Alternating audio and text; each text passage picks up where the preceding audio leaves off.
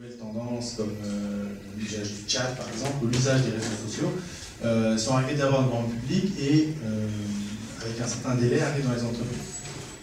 Alors, donc de 2005 à 2010, on a vu le boom des réseaux sociaux, Facebook, troisième pays du monde, les gens qui commencent au début, qui commençaient à s'envoyer des pings, on ne comprenait pas, en tout cas personnellement, pendant un an ou deux, je me demandais à quoi ça rimait de s'envoyer des messages sans contenu. Jusqu'à ce que je réalise que ces réseaux sociaux, en fait, c'était une infrastructure par-dessus laquelle, effectivement, au début, il se passait rien de très intéressant, mais ensuite, on a commencé à partager des rendez-vous, partager des photos, organiser des événements et se confier des tâches, par exemple. On va pouvoir, grâce aux réseaux sociaux, atomiser les tâches et avoir des coopérations de volume beaucoup plus faibles qu'auparavant. On va avoir, grâce aux réseaux sociaux, ce qu'on appelle un développement de ce qu'on appelle les weak ties, les personnes qui ne sont pas dans votre entourage le plus proche, les personnes que vous rencontriez avant en réception d'ambassadeurs. Donc, vous avez votre entourage proche de peut-être 10 personnes, vos collaborateurs, et puis autour, vous avez des gens que vous connaissez un peu de nom dans votre entreprise. Les gens avec qui vous avez besoin de coopérer peut-être 1 heure, 2 heures par mois, parce qu'ils doivent vous envoyer un rapport, par exemple, ou parce qu'il y a un comité des gens de la sécurité, un comité de ceci, un comité de cela. Et en fait, les réseaux sociaux sont un outil qui permet de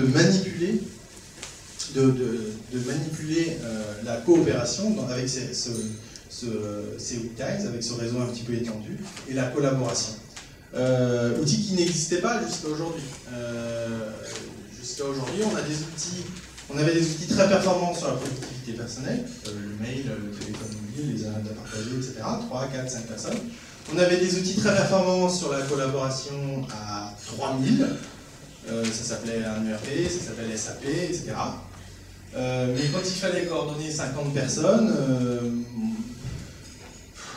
mettre en place un workflow, convoquer les gens, leur expliquer ce qu'il fallait faire, alors qu'ils allaient juste y passer 1 heure de leur temps par semaine et qu'après ils allaient passer à autre chose, que vous n'êtes pas leur chef, vous ne pouvez pas leur tordre le bras, ils vous oublient 1 fois sur 2. Sinon, il faut mettre en place un workflow, il faut demander à l'IT, mais votre process n'est pas assez important pour que vous développez un truc sur mesure.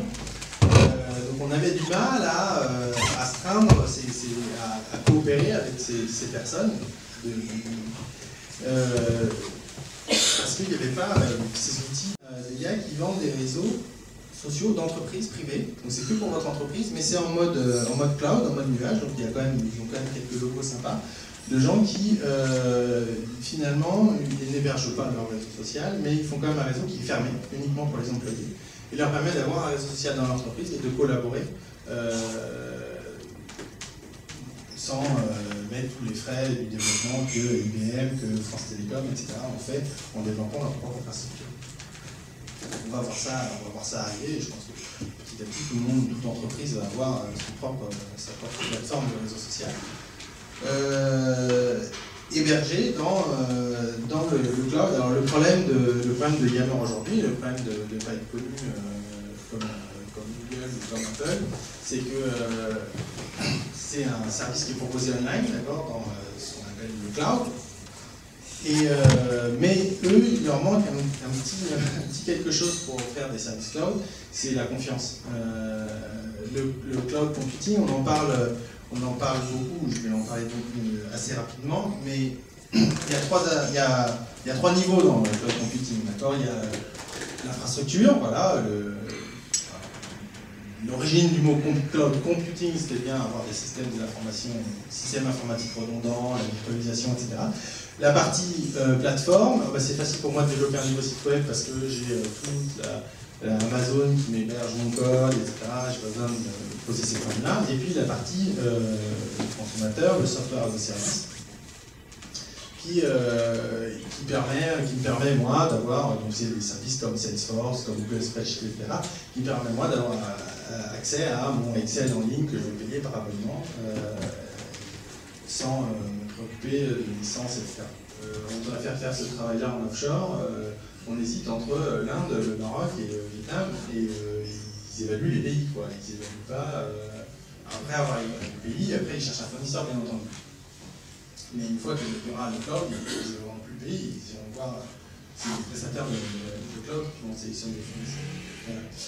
J'ai vu que François Fillon récemment venait de signer une enveloppe de 2 milliards d'euros pour le développement des applications en mode cloud, parce qu'il y a un enjeu de souveraineté nationale, d'avoir des propres infrastructures de savoir le contrôle de ses propres technologies d'information. On n'est plus au début du XXe siècle, il fallait contrôler l'industrie de l'acier pour faire des tanks, mais aujourd'hui, au XXIe siècle, il faut arriver à contrôler ces flux économiques, parce que sinon, vous êtes dépendant d'eBay et de Yahoo, et puis le jour où vous avez un problème avec les Américains, ils vous coupent eBay, et puis l'économie nationale s'effondre.